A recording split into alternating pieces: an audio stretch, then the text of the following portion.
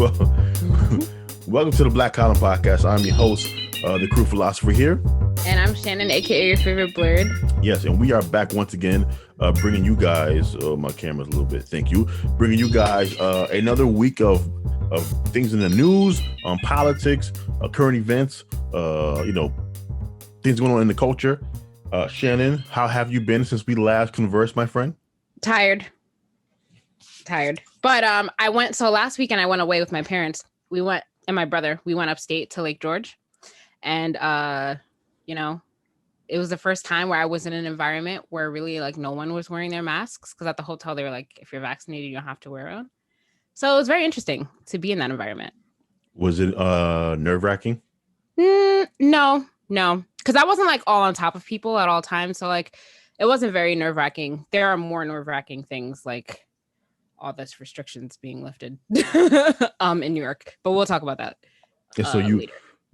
Did you assume that everyone who wasn't wearing a mask at the hotel was vaccinated, or no? People were, especially not especially not upstate up there with all these people who like I definitely don't believe, because like, it's not like they were asking for proof. So I definitely don't think that everyone was vaccinated. Yeah, that's a good assumption. All right. As far as me, I'm doing well as usual. I had some, a couple of doctor's appointments that I had to attend to over this past week, which have been very, very, was it insightful? That's the word you would use when you learn some things? Yeah, I guess so. Insightful, enlightening, whatever the proper word is for that description. And so I had that going on. Other than that, just day by day, doing my thing. Yeah, it's been a very interesting week to see how things are transforming. Like at work, I've been very slammed at work, getting ready for RTO, which means like return to office. It's just like, oh, the world. So they make you guys come back? They're making y'all come back? We're supposed to be coming back. At first they said September. Mm-hmm. So I was like prepared to like, have my last couple months, like not having to commute or anything like that. But then they said, if the conditions get better, then it might be sooner than that. So. Oh, so they want y'all back in like August? Maybe, hopefully. July, probably. Yeah, probably. I don't know. It kind of sucks. I'm kind of shocked you're not one of the people that quit your job during this thing. Oh, no. I love my job. I'm not going to quit my job. Okay, that's cool. I love it. Yeah. I love that you love your job. We're going to talk about hopefully the Delta variant of the coronavirus. Yeah. This is all tying into an argument that I will make in the future, down the line. So I'm very interested to see how that factors into your job's decision to bring you guys back as early as possible. Without further ado, I think we can kind of get into the topics here. Since my life is not that exciting. Where to start? Do you want to start COVID, or do you want to start with Juneteenth? Let's start with COVID. Okay, let's start with COVID. So, as we mentioned briefly before, there appears to be another variant of the coronavirus called the Delta strain that has everyone worried right now, because apparently there seems to be significant evidence that the Delta strain of the coronavirus is significantly more, I think it's twice as more contagious. So what's the proper way to say that? Twice as contagious? Yeah, or more contagious, I guess. But it sounds weird, right? Twice as more contagious. It sounds like it says wrong with that sentence, right? Yeah, it sounds weird, but I don't think it's weird. It sounds weird. It's more contagious, okay? The Delta strain is more contagious by significant measures. And so people are worrying about what's going to happen. And so I don't know exactly where the Delta variant came from. I just had this article here from The Hill saying that doctors in China say the symptoms of the Delta COVID-19 variant, it was first detected in India, Shannon, are different and more dangerous than the original version of the coronavirus strain. Yep. Okay, so basically they found that this new Delta variant makes people become sicker. Yep. And their conditions worsen at a quicker speed. Yep. Right? So more contagious, it makes people sicker, and you deteriorate faster. I think before with the original strain, there was something like if you get COVID, you would get worse by like day 5 or 6, and then either you took a turn for the worse on day 7, 8, 9, or if it didn't happen, you will recover by like day 10. Yeah. So they're saying that it's an accelerated speed where you get sicker. Which is scary. It is scary. And on the heels, so New York has where we are. And also California lifted all of their restrictions this past week. And it's a little concerning to me that the news of this variant is spreading, but yet we are lifting all of our COVID restrictions and saying that you don't have to wear a mask or social distance seems a little irresponsible to me. I'm all for like people having like, we have to like return to normal at some point or like get on with our lives at some point. And I agree with that to an extent, but like, I'm fine with things being open, but for you guys, but for the state to lift all restrictions and saying like you don't have to wear a mask, you don't have to social distance, like you don't have to take any kind of precautions, is it just seems a little irresponsible with this, because I feel like it's only a matter of time before it makes its way over here, and then what? I'd be shocked if this strain wasn't here already, to be honest with you. Yeah. That's how quickly these things seem to happen. Mm-hmm. But to your point about New York, is it the city or the state? It's the state, right? I think it's the state, yes, because Cuomo made the announcement. Yeah, so I'm pretty sure this is like a statewide uplifting of the mandates. So here's the thing, Shannon. What you are watching right now take place is the interest of the economics. Oh yeah, it's purely economics. It's I don't at all believe that the government has any interest in preserving human lives at this point. True. That said, I do think we have to cut them some slack. And here's what I mean. Hold on, my cat opened my door. I was like, why is it noisy in my room? Okay, so here's the thing. We have to be honest about one thing, which is there are health consequences to the lockdown as well. Oh, no, I'm aware. Okay, so I don't just want to say that the state is being greedy by lifting all the restrictions. We were not able to sustain a longer lockdown without a rebellion taking place. Well, it's not like we've been in lockdown for the last couple months, because we haven't been. Things have been open. You've been able to do things. You've been able to go places, but there's just been restrictions in place, like capacity limits, and you still have to wear a mask. It's not like nothing has been open this whole entire time. I feel like we've been at a good place where people have still been able to do things while still being safe. But the fact that there is no more capacity limits, or that like there is no more social distancing or things like that, I feel like that part is a little irresponsible. I feel like we shouldn't have done a full uplift of restrictions. I understand what you're saying, Shannon, but here's the thing though. You got to remember even having a limit on capacity, it doesn't really help people recover, right? Remember when you discussed how restaurants pretty much they have to like operate at max capacity to make any money. Yeah. Other than that, they're just open kind of for no reason. They're losing money. And so you weren't going to have a real economic recovery unless you got rid of the restraints on capacity, right? It was never going to happen for certain industries, the movies, restaurants, bars. There's another one that has to be packed out to make any money. And I'm sure there are other places as well, probably Broadway, mm-hmm. right? Like you need to have packed out in order to make any profit. So once again, I don't want to just accuse the state and the city officials of just thinking about money. I do think to a certain degree, they are taking into consideration, or maybe not all of them, but some of them are taking into consideration that the lockdowns themselves were very, very harmful to various people, right? Like there's another article that we have in our show notes. I don't know if you read it or saw the title. It's about how between February and March, the number of emergency department visits for suicide attempts was 50.6% higher among girls aged 12 to 17 compared to the same period of 2019. And so these lockdowns are having health effects.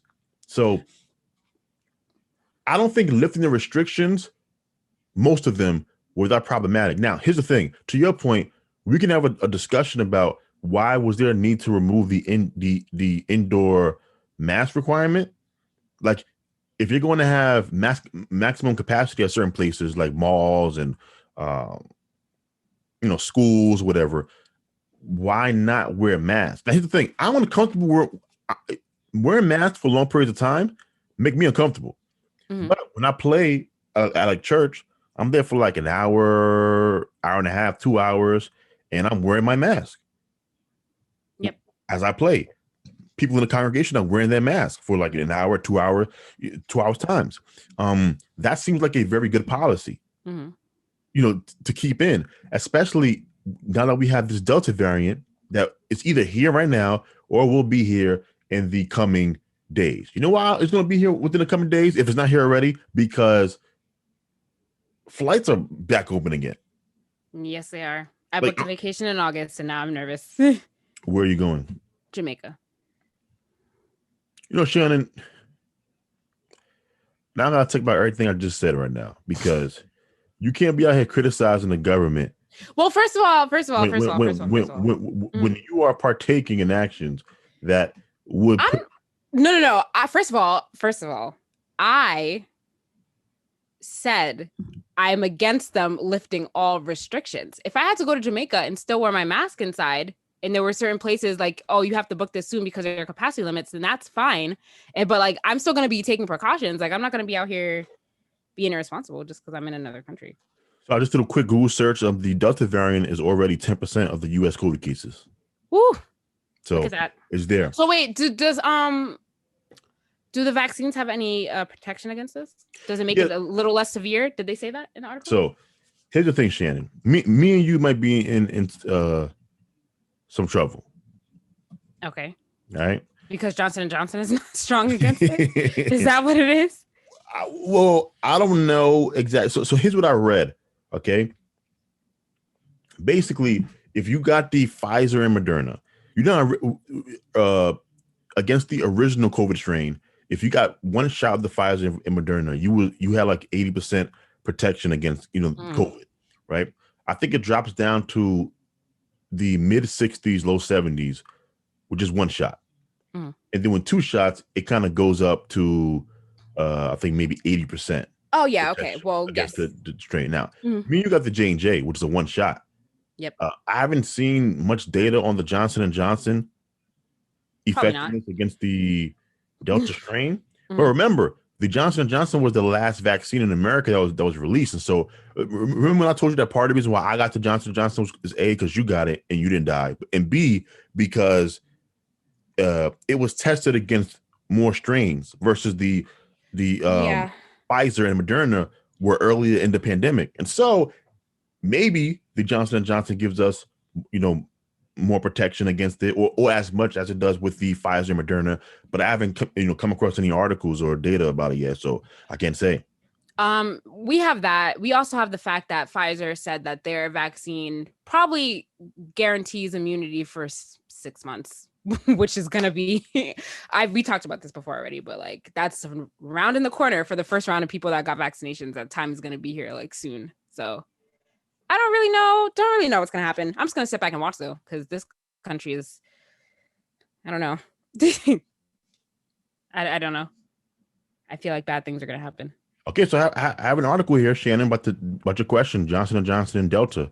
Okay. It says, if you are fully vaccinated against COVID-19, your chances of contracting the virus, especially the new and highly infectious Delta variant, have significantly decreased.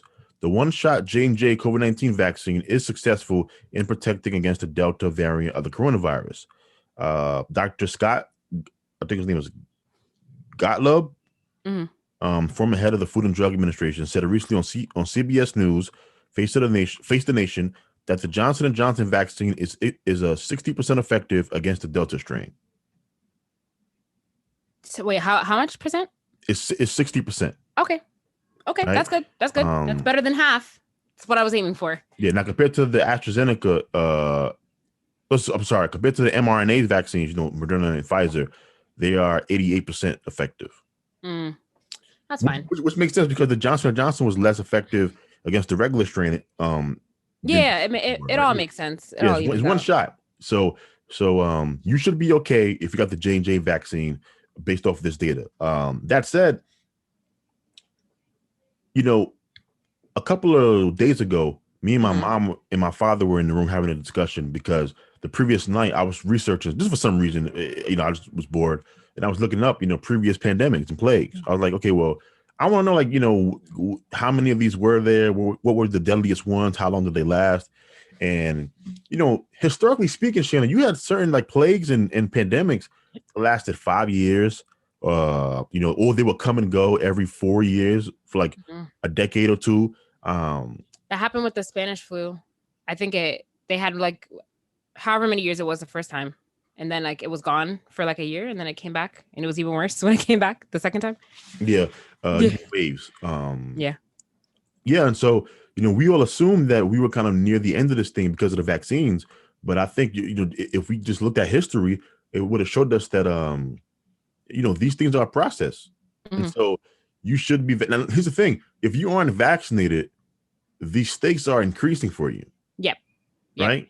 Because now you're not just going against the original strain, which was deadlier than the flu, but still didn't kill a majority of the people, especially the younger you are and the healthier you are. If you didn't have any, comorbidities, you had a good chance of beating this thing.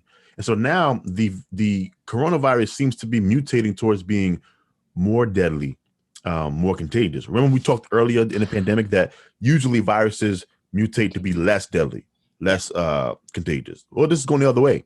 Yep. It's becoming more deadly, more contagious. And so now not being vaccinated carries higher risk than it did 4 months ago. Mm. And it seems to be that that as time goes by for the unvaccinated, it's simply going to get more risky for you than if you just got the vaccine. Yep. And so I'm asking you, if you are an adult and you are moving through the world, please get vaccinated. I understand the risk and the fears because I was afraid too. Up until the day that I was about to get the morning of, I was thinking about skipping my appointment. Mm-hmm. I was like, I don't want to. I know. But I sucked it up and I went down there and I got my appointment. And I'm grateful that I got it because I don't know if it's the same thing for you, Shannon, but since I've been vaccinated, I feel significantly more emboldened to do certain things now. Yeah, for sure. For sure. Right. So whether that's going to the baby shop that I went to, or whether it's going to, when I go to church now, I feel more protected, whether it's, going out with friends, going to the movies. And so, part of me kind of reintroducing myself to society is due to the fact that I feel more emboldened because I have this protection from the vaccine.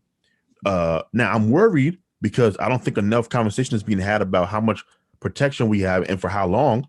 Yeah, like not enough conversation at all. If any conversation. Nowhere. No one's talking about it. And I feel like people think they're going to be, do people think they're, well, not everyday people. I'm more concerned from experts and like not science. Cause like I feel like they've been saying it, but I feel like government officials and like, leaders, I feel like not enough talk is going on amongst them about what the plan is for booster shots and all that stuff. Because that time, like I said, is coming up soon for the first round of people. I don't remember when it was last year that people started getting vaccinated, like November. It was definitely in late October or early November. Yeah. Where the first people were getting the vaccine shots. Yeah. And those people were seniors because like those were among the first people that were eligible. So that time's coming up again. No one's talking about it. So I'm just wondering like what's going on. To your point, the most vulnerable people got the vaccine first, which means for the most vulnerable, their protection is going to wear off quicker and sooner than everyone else. And so you don't want to end up in a situation where, flu season is coming up. It's very reasonable to assume that will also be COVID season where, we'll have these COVID will begin to rise again. So you don't want to end up in a scenario where you have the Delta variant coming back in October, November, December, and the people who are most vulnerable who got their shots first, their protection is gone now. And no one told them about it. They're still living their life as if they have this protection. And now we have all of these people who are seniors getting wiped out by this virus. Yeah. You don't want that. And so to your point, it's just, like I said, it's so frustrating that, and part of the reason why me and you started this podcast here, because the mainstream media, they just refuse to have these conversations. This should be leading what's Cuomo's show called? Cuomo at Night, whatever the fuck it's called. This should be the number one question going forward. New Delta variant, the vaccines. how effective are they against the Delta variant, and also how long will we have protection? Bing, bang, boom, bomb. Mm-hmm. But no. So be safe out there, people. Be safe out there as you And navigate the streets. Be smart, please, because I feel like not enough of y'all are smart. So just think about that. So when I call people intelligent and stupid, I'm problematic. But when you do it, well, I'm not calling them unintelligent and stupid. Like, that's harsh. I just said a lot of y'all are not being smart. So just be smart. Just think about it. It doesn't sound as harsh as when you say it. True. Don't be dumb, as Shannon says in her nice way. All right. So all right. So that's enough with that conversation. Juneteenth. So the white man has finally given you Negroes your own national holiday. Right? Technically speaking, MLK Day doesn't count because that's about a single, one person. That has nothing to do with y'all. It has to do with that man and his greatness. What else don't count? That y'all count as a black holiday. That's it, right? It's MLK Day. That's it. Yeah, and Black History Month don't count either because it's the shortest month in the calendar. So that was actually disrespectful for y'all. But the white man finally gave y'all, Shannon, your own national. Why are you saying y'all holiday. Like you're not black, Jabaya? I'm confused right now. What is wrong with you? So he gave you guys Juneteenth, right? For those of you who don't know what Juneteenth is it is the day, June 19th. I think it's the last day that the last slaves were freed. Yes, because the general arrived in Texas with war's over. You guys are now free, correct? Okay. Yep. So that's what Juneteenth is. It was a localized holiday celebrated in Texas by African Americans, right? Last year was kind of the first time that the holiday became it blew up and people from other parts of the country were celebrating it. Yeah. I never heard of it. You never heard of Juneteenth before last year? No. You haven't saw that episode of The Proud Family? I mean, Shannon, The Proud Family was years ago in my life. I know, but some things just stick with you. And maybe, I don't know. If you have Disney Plus, then you would have been rewatching it. Yeah, look, I'm not obsessed with history like the rest of y'all. But yeah, so Juneteenth was not something that I celebrated. It was not something that was important to me, really. And then last year was the first time that it was kind of. And look, I'm not the only one. See, you know what I hate about? No, you're not. No, you're not the only one. You're not. Yeah, and that's what I hate about black people. Y'all will leave me out to dry as an ignorant black person for not knowing what Juneteenth was. And I know for a fact that most of you watching and listening right now, before last year, had no idea what Juneteenth was. Okay, well, I'm gonna go ahead and say this. So if you have strong recollection of cartoons, then you know what Juneteenth is if you watch The Proud Family. But Juneteenth definitely was not taught in school. So if you didn't, I feel like if you weren't taught by your family, or like maybe like if you don't live in the South, like I'm pretty sure Texans know about Juneteenth. But yeah, it wasn't taught in school, so I don't blame you if you don't know what it was. Yeah, so thank you. And so now it is officially a national holiday, which means you get the day off. Or if you don't get the day off, you get extra pay like you do with any other national holiday. It went through the House. Joe Biden signed it. And so here we are. And Shannon, what are your thoughts? What's your reaction to the white man giving you a national holiday? Why are you saying you like you're not black? This applies to you too. I mean, whatever. It's fine, I guess. Like, we deserve the day off if if July 4th is going to be recognized as a holiday where slavery was still ongoing when America gained their independence, then Juneteenth should be a holiday. I just feel like it's the bare minimum of things that need to be done. So it just feels like fluff to me. I mean, but cool. I'll take the day off, but it's fluff. Okay. Have you been paying attention to the individuals who are less enthusiastic about this becoming a national holiday? The white man? There's some white people, some black people. Why are black people unenthusiastic about it becoming a holiday? Well, let me give you my perspective, right? Now, first of all, do I have a problem with Juneteenth being a national holiday? No, I don't, and I'm going to explain why. We celebrate all types of holidays in this country that I know nothing about, right? Even as I go through my mind of all the days off that I had from school, Yom Kippur, I have no idea. Yeah, the Jewish holidays. Yeah, I don't I know. have no idea what Yom Kippur is. I still don't know what it is. It was just a day off from school growing up, right? But I'm sure it was important to somebody, and so we had the day off. And so national holidays are created to commemorate somebody who does something exceptional, number one. Two, they are used to kind of bridge hurdles and gaps where maybe an event that took place against a certain group that was particularly gruesome takes place. You might make a national holiday. Thanksgiving was that.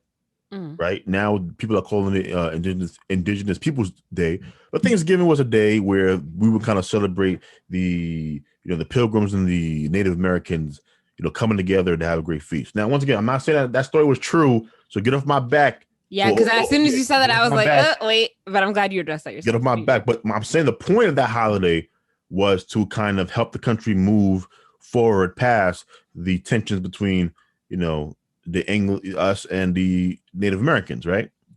And then you have other holidays that are religious, like Christmas. Easter is a pagan holiday, which is kind of strange for a Judeo-Christian country to make Easter a national holiday, but whatever. All right. And so under those circumstances, there's no reason why we would not celebrate June 19th if we take off these various other holidays. So I have no issue with it becoming a holiday. That said, I do think we should discuss the motives behind making this a holiday, because I do think that matters. Right. And so I think only 14 Republicans voted against this, and I forget whether the House or the Senate, but I think 14 Republicans voted against this. And basically their argument was that they were worried about making too many national holidays, which is not a bad argument. We don't have enough national holidays. I don't know what they mean. I don't know. I'm saying the concern is not a crazy concern for me, but here's why we should examine the motives for making this a holiday. You need to know at all times how politicians are operating, in my opinion. If you want to gain power in this country, if you want to be a politically active community or individual, you should look at any and everything a politician does, and you should examine it and ask questions. That's how I feel personally. Yep. So when I look at Juneteenth and I see that it was pretty much passed bipartisanly, like I said, only 14 Republicans voted against this thing, which means the overwhelming majority of Republicans voted for this thing, and damn near every Democrat voted for this thing. Yeah. And so then you ask the question, okay, well, why make this a national holiday, and why make it a national holiday now? And I can tell you why. They know that we, unfortunately, as a community, we care a lot about symbolic victories. Like, we love change that doesn't change anything, right? And so Juneteenth is a holiday you can throw at the Negroes, and they'll dance and they'll, have parties and I don't think that anyone is okay. I'm gonna let you finish. No, go ahead, Shannon. Let me hear your pushback. I don't really think that the response has been that on social media. Well, at least as far as I've seen on social media, I don't think people have been celebrating the fact that Juneteenth is a holiday, but like not recognizing that it's not really enough. I haven't seen that. Yeah, but that's all talk though. That second half of your talking point that we're okay, yes, because people will still celebrate it and do all that stuff. Yeah, and they're not going to care about the fact that they're not getting anything tangible. So this works well for both sides, right? So for Democrats, they're doing this because the Black vote is very, very important for the Democratic Party. Yeah, they need it in order to remain competitive for the near future, though that window is closing rapidly, right? So they need us for like another 2 presidential elections, and then they're not going to need us anymore. For Republicans, though, they also understand that being against this thing serves them no purpose other than ensuring that they can be branded by the left as racist for the foreseeable future. And so there was no upside to being opposed to this thing at all. Okay. And so you got a majority of Republicans who are supporting this bill. Yep. I think this national holiday is used to show African Americans that, hey, we see you. We hear your calls for equality and justice, and this holiday seems to matter to you, and so we're going to make this holiday matter to everyone. Please come vote for my party for the midterms coming up. That's really what this whole thing is about. No politician cares about you that much, that's referring to Democrats and Republicans. You don't matter that much to these people's lives. They don't care about you. You are a means to an end for most of these people. Now, this doesn't make them good or bad. This is just me explaining to you how things operate, how things work. Okay? So those are the reasonings why I believe we decided now to make this a national holiday. But I do also want to make the point that I'm very, very worried about the continued obsession with identity. Okay. What do you mean? Meaning Juneteenth becoming a national holiday also is going to push us further into identity politics. Right. Okay. And so every June 19th, you'll have African Americans coming out saying, this is and I've seen this already, June 19th is the holiday we should celebrate, not July 4th. Right. We weren't free on the 4th of July. June 19th is our holiday. And so here comes the division once again between black and white. As usual, the obsession with identity politics. And here's why I'm concerned. No nation, no country in the history of, mankind has succeeded that was multicultural, multiple languages, multiple religions, living or trying to live as one people on a landmass. Name one. Wait, I'm trying to understand what you said because I feel like I got confused. You said there's never been a nation that has been composed of multiple ethnicities, multiple languages, multiple religions that lasted. Oh. All of them fell. Okay. All of them. Because it is impossible to keep that intact. America was supposed to be a place where we're not a country made up of people of the same ethnicity or the same religion or race, right? I'm not talking about what was the case at that time. I'm talking about what was promised, what was put in the documents. We were supposed to be a country that was unified under the banner of being an American, which was an idea. That's what made this country such an unusual place, where you didn't have to be born here to be American. You were American by living on American soil. You were American regardless of your religion or race or etc. Right now, once again, we know that this country hasn't lived up to the ideal, but the ideal being the goal in and of itself is very, very important. I don't believe that is still the goal. Okay. We have people in this country, Shannon, that speak multiple languages. Yeah. We have people in this country who don't view themselves as American. They view themselves or relate to their ethnicity more than the country in which they were born. Right. I don't know if you were paying attention, but back at the height of the Israel versus Palestine situation, you had protests in New York City where you had Palestinians beating up Jews. You had people who were protesting on behalf of Israel, coming at Palestinians, people who were American born, fighting fellow Americans over foreign countries. Why? Because they identified closer to the country. Okay. And not their American identity. If you have a bunch of different groups, different tribes who don't have a unifying thread, all living on the same mass, Shannon, eventually, history shows us squabbles and wars will break out. Okay. Okay. And so I see the passing of Juneteenth as another step in that direction. Mm. I mean, I kind of see what you're saying, but I also don't think that it's wrong to celebrate a holiday where an atrocity in history ended. So like I have no problem. Like I understand what you're saying about the division and causing problems, but I feel like it's something that deserves to be celebrated. So I just feel like keeping it in the shadows just because we're afraid of division amongst the people. I just feel like that's not the right way to go about it. I hear you. Look, we're all gonna burn in hell.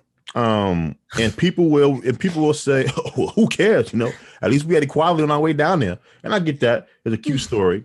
But my thing is, these things are worrisome. Once again, America is an unusual place. Mm-hmm. We're not tied by, tribes. We're tied by the idea of America. That's what makes us American. And we are moving further and further away from that day by day. And I agree with you. Juneteenth, that's why I started with saying, based off of kind of how we make national holidays, I believe June 19th qualifies. Mm-hmm. But it's also why I laid out to you how we got here and why I believe the motivations of the people pushing this matters just as much as the holiday itself. And that is what has me worried, because once again, it is the left and now the right is becoming very, very shrewd in using African Americans as a political football back and forth for power, because they know that our time is kind of coming to an end, but they still need us. And so once these other groups begin to become the larger minorities, which they will, then you're going to hear less about African Americans and the legacy of slavery, and you're going to hear more and more about Asian discrimination and immigrant rights and these various other things that have nothing to do with African Americans, because they will we won't serve any purpose at that point. Okay. Right? I mean, I don't doubt because that. our demographics aren't growing. Okay. So something to think about. So you guys go ahead and celebrate your Juneteenth and have your barbecues. And again, Jabaya is acting like she's not black. I don't know what race Jabaya identifies as, but it's not black apparently. Put your slaves and bandanas on the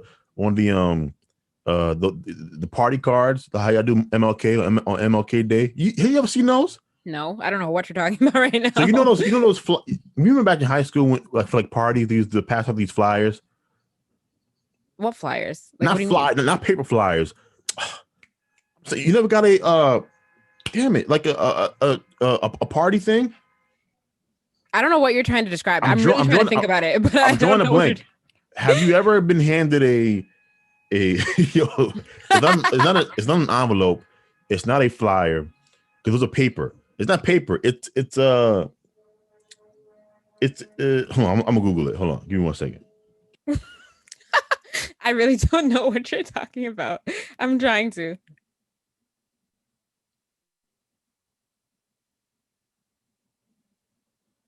You know what? I got an idea. Hold on.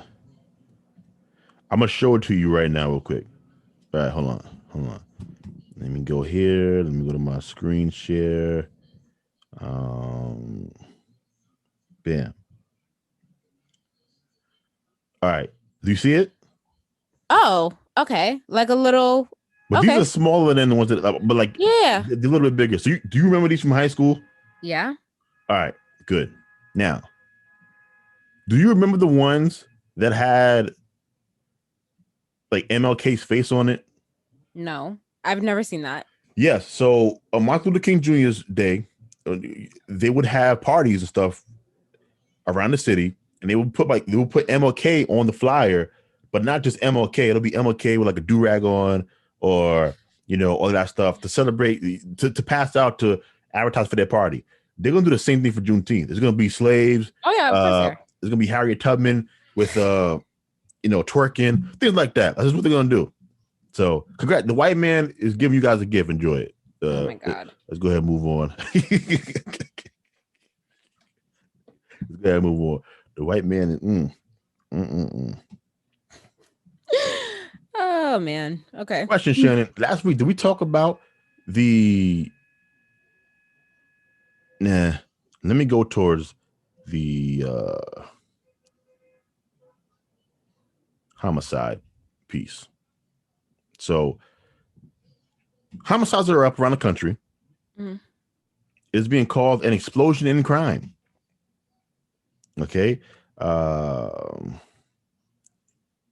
so there was an article that I put in our group chat, in our shared notes, so me and Shannon can read. And basically, the article is titled "Homicides Are Up, but GOP Misleads with Claims About Blame." And so apparently, the article goes on to prove even me wrong. And so I'm gonna read you something from the article. It says the increases they say are real, and several big cities did make cuts to police spending, but the reductions were mostly modest, and the same big increase in homicides are being seen nationwide, even in cities that increased police spending.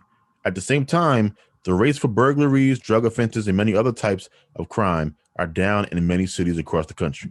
So I was on this podcast making the claim that I thought the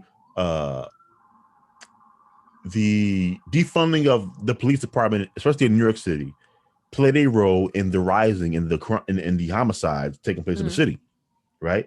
And basically, what this article points out is that might not be true because in places in which they increase police spending, crime is also going up.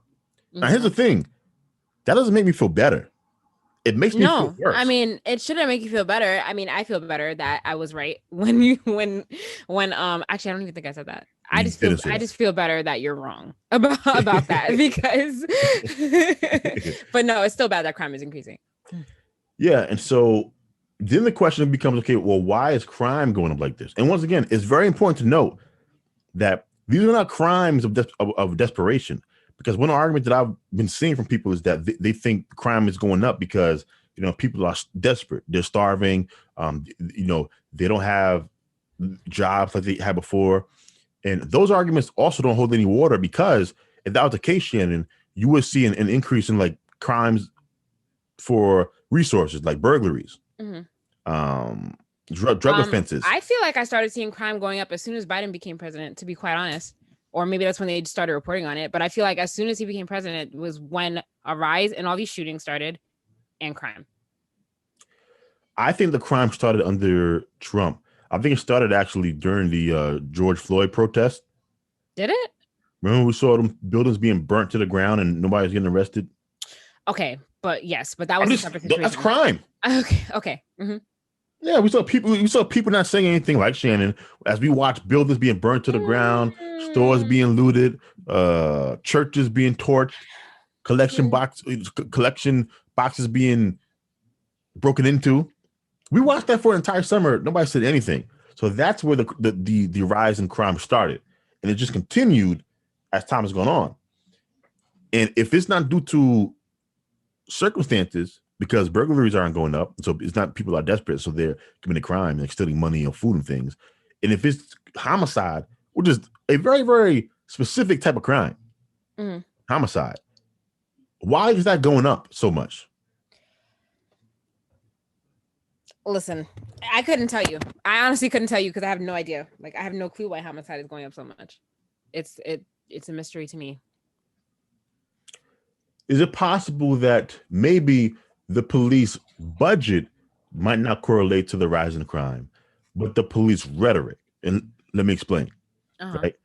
Cutting the police budget comes after the defund the police social movement. And so defunding the police is, you know, yes, they mean defund the police as far as, you know, taking money away from the police budget, but it has also been kind of a general rallying cry, pushing anti-police sentiments altogether, right? They have made the relationship between African Americans and the police more inflammatory than it was before these protests, before the defund the police movement. Okay. Mm-hmm. So what if what we're seeing, it's not due to the police budgets going up or down, but it's due to the attack on police as a symbol. And so less people are afraid of the consequences of law enforcement, like criminal wise. So, criminals don't respect police. The community doesn't, respect police, which might lead to less people calling the police and involving the police in crimes in their neighborhood. And if those people aren't caught by police, then what do? They continue to terrorize the neighborhood for as long as they're out free in the world until they are arrested. That's my theory on what might be behind this rise in homicide. It's the anti-police sentiment, not the policies taking place, but the sentiment.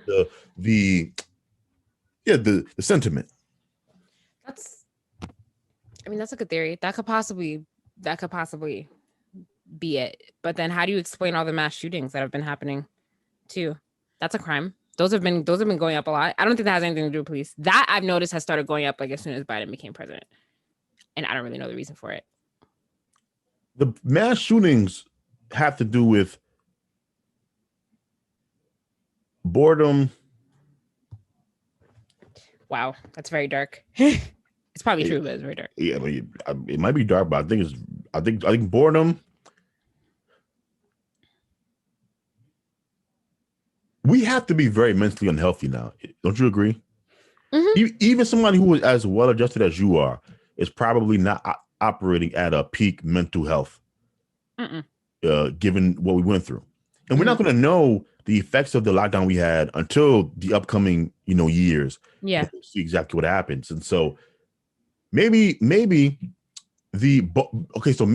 the rise in homicide and the rise in mass shootings, maybe part of the explanation for the rise in homicide is anti-police sentiment, but maybe another factor that explains both the rise in homicide and the rise in mass shootings might be due to the fact that, dude, there's just more sick people mentally.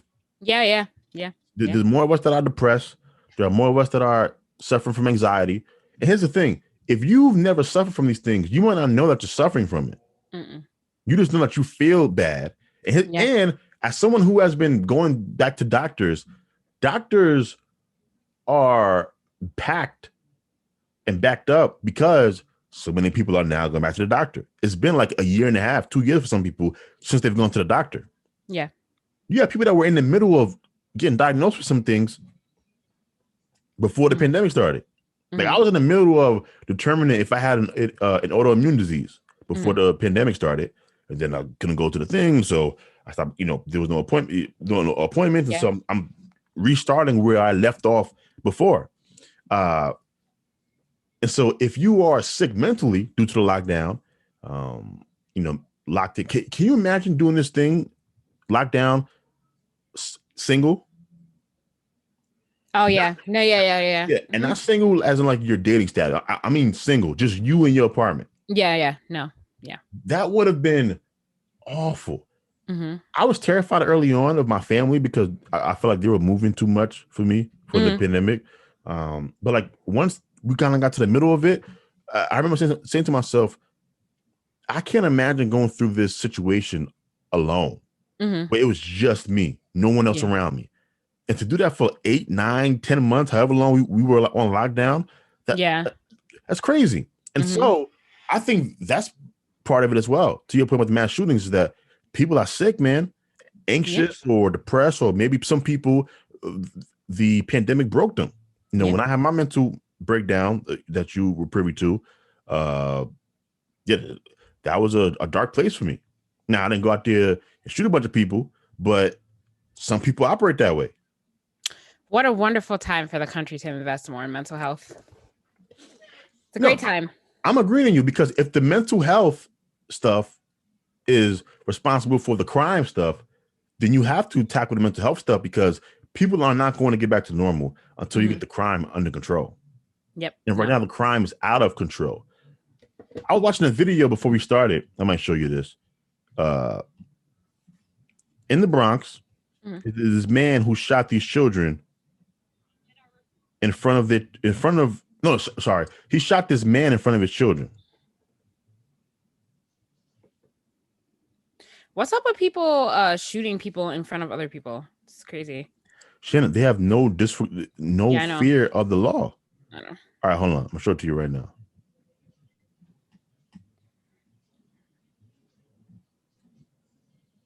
All right, you see it? Yes, I do. Okay, here we go. Look at this.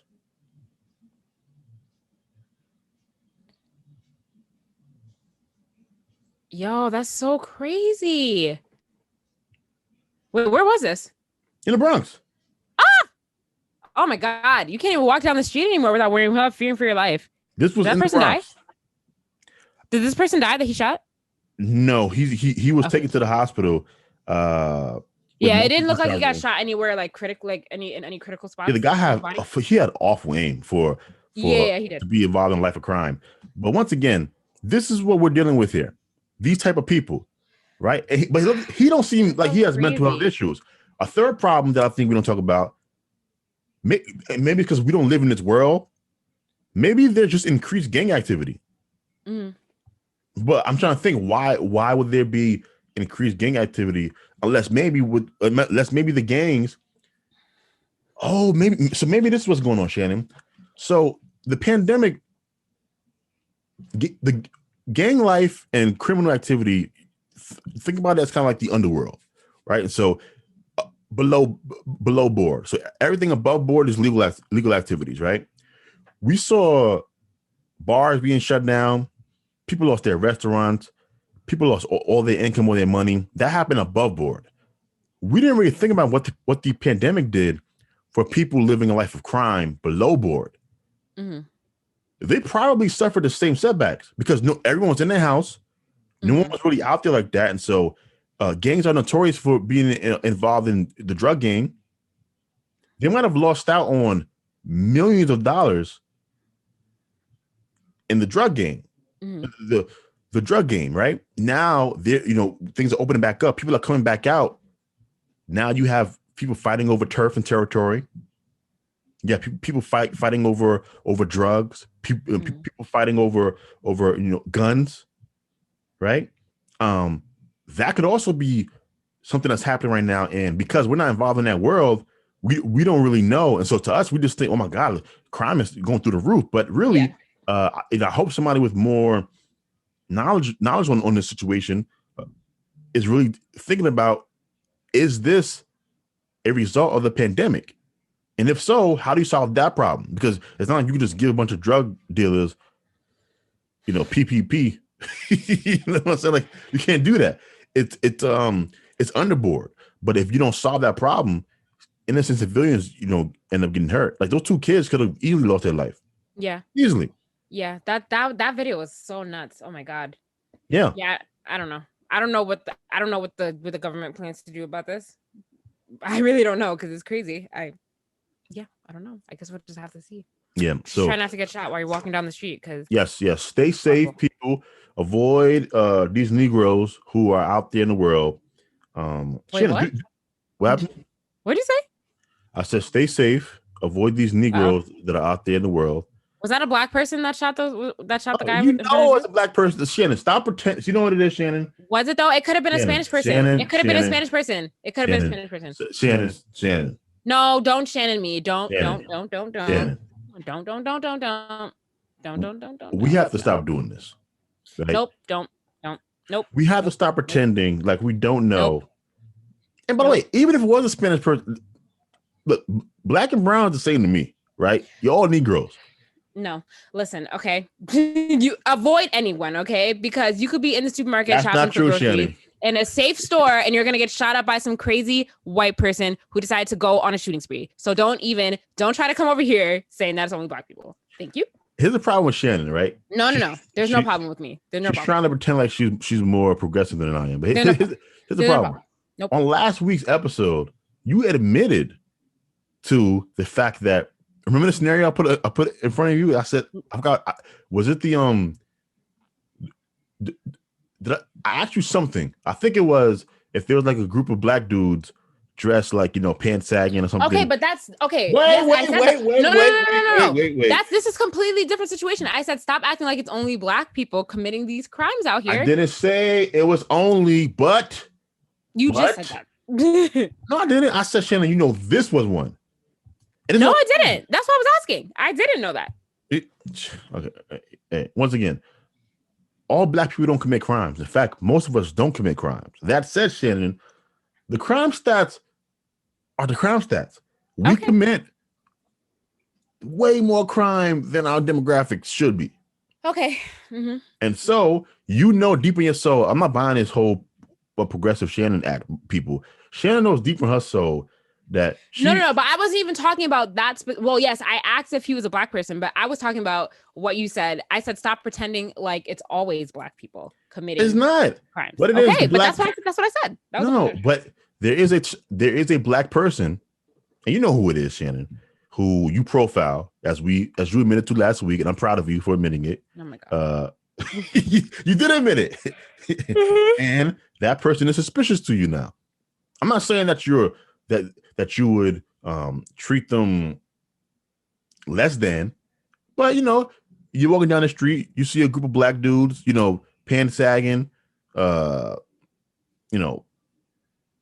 cursing up a storm, boxers showing late at night, you probably gonna cross the street.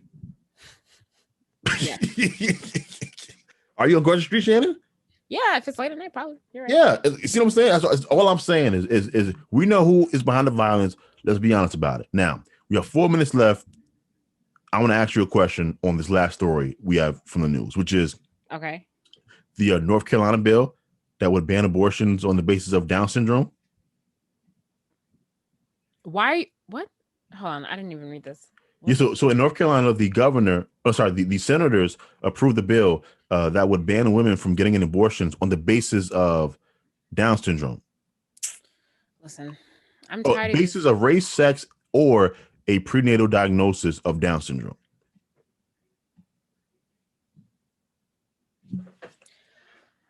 I disagree. Still, I'm just tired of these people telling you what you can and can't do with your body. Okay. Okay. So for you, it's just you think women should have the license to wage war on their wombs. Yes. Okay. No, I get it. Yeah. Damn the baby, yes. Abort him at 9 months. Damn it. I get it. Now, here's what I'm going to say. Number one, I don't support abortion past whenever the fetus can feel pain. That's my line of saying. Well, no. I already told you that I don't agree with it after a certain point, because then it becomes dangerous. But before that point, you should be allowed to do whatever you want. Well, I understand your perspective. I share your perspective, but I do understand the alternative perspective, which is the abortion question comes down to when does something become a life, right? And so if something eventually becomes a life, is it a life? Or was it a life at any point? Does that make sense? Like if eventually the fetus becomes a baby, was it a life even before it was a fetus that could feel pain, right? So like at 2-3 months, is that not a life? See what I'm saying? That's where I understand. I'm not saying you have to agree, Shannon. I'm saying I understand that side of the argument. And I do think that is an argument and discussion to be had. And, I don't think abortion should be a nationwide issue anyway. I think it should be down to the state. So, states should be able to decide whatever they want. Now, what I want to discuss with you, though, is the particular part of this, which is adding a diagnosis of Down syndrome to the list. So what they're trying to say is they don't want women to be able to go to the doctor gives them a diagnosis of, hey, we think that your child might come out with Down syndrome. And then the mother goes on to get an abortion. They want to keep that from happening. I want your thoughts on that specifically. I mean, it all kind of goes together for me. Like if you found out that your child so you found out that your child is going to be born with Down syndrome, and they're basically saying that you're not allowed to abort the baby after you find that out. I feel like that's still your choice. Okay. Would you support abortion based on gender. So I support abortion based on any basis. So I feel like it's all relevant. It's all relative to the overall, you have a choice to do whatever you want to. But you said that you think it's a line. What? I mean, no. I feel like it's a line based on the time frame of the pregnancy. Okay, so that would be like what after. All right, so let's put it to like 7 months, right? At 7 months, that's a life. I mean, it moves, it talks, it can live outside the womb. If you are 7 months pregnant, that is a human, pretty much. Mm-hmm. Now, would you support a woman at 7 months aborting her child if the doctor told her that the child might have Down syndrome? I honestly don't know. I don't know. So I would have to simmer on that a little more. I'm on the fence about the timing of it. Yeah. For me, I'm leaning towards yes, because even though you have parents out there who are parents of people who have mental disabilities, Down syndrome, and Asperger's and other things, I don't believe any of them when they say that they wouldn't want their child to be any other way. Mm-hmm. If you can avoid having a child with Down syndrome, you wouldn't want to have a child with Down syndrome. You would want to be the parent of a child who was quote unquote normal. When I say normal, I mean who is functioning regularly like the rest of the children. It is in the best interest of that child to function regularly. A life of someone with Down syndrome, the hurdles that they have to jump over to have a semi happy life, they have to jump over mountains. And so if someone at 7 months found out that, your child is going to have Down syndrome, in my book, I believe it is best to spare that child the agonizing life of being born with Down syndrome than it is killing the child. Because once again, I think at 7 months, it is a child. And so you would be, technically speaking, it would be kind of state-sanctioned murder. I simply believe it would be crueler to allow that child to grow and live and experience life with Down syndrome than it would be to end its journey at 7 months. That's what I believe. Yeah, so we're at the hour mark. You're slowing down for me because my internet is a little bit slow. So I can't hear you, Shannon. I feel like your internet starts to give out when we've been going. You can't hear me? Really? I hear you now. Go ahead. I said I feel like your internet starts to crap out on you the longer we're recording. It just gives up. Yeah, it's like it's telling me time to go, Dubai, time to go. But yeah, thank you for rocking with us once again for another week of the Black Column. Be sure to follow us on Twitter, Instagram, anywhere else. Subscribe, rate, and review our podcast on iTunes, Spotify, Google, Stitcher. Shannon's Blerds and Nerds. I'm about to say Black and Nerds. Shannon's Blerds and Nerds. Shannon's Blerds and Nerds podcast will be linked in the description. Make sure you go ahead and check out her podcast there. For all the Blerds out there, all the nerds, there's a place for you. We will see you guys. Oh, before we leave, I'm so sorry. Father's Day. Oh, happy Father's Day. You know what it is? The fact that I was this close to forgetting Father's Day just goes to show you that this country just doesn't care about fathers at all. I haven't seen any commercials. I haven't, what? Do you care about your own father? But I'm one person. Okay. I remember it was Father's Day. I just forgot to mention it on this podcast. Yeah, but the country remembers when it's Mother's Day. You know what I'm saying? Don't try to pretend like you don't know what I'm saying, Shannon. Yes. No, I know what you're saying. Yeah. You know what I'm saying. It's true. It's true. Okay. Yeah, Mother's Day is a big deal. Father's Day, not so much. You have to plan weeks ahead to get a spot at a restaurant on Mother's Day.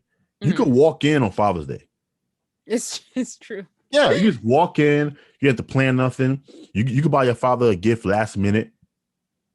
It's sad. It really is sad. The country don't care about us at all, even though we are the most necessary parent based off of all the data. I just want to throw it out there. Okay. But I'm just saying, science is true, Shannon. Science is true. Okay. So to all the fathers out there, happy Father's Day. I remembered you when no one else did, especially Shannon. She was going to let me just close this show out without letting you guys know that you are appreciated and loved and honored You know, Bible says honor thy mother and father. And let's say just mother, Shannon. Okay. This is mother. Why are you talking to me like I forgot Father's Day? I didn't. Get out of here. So salute to the father. I hope you all have a great Father's Day.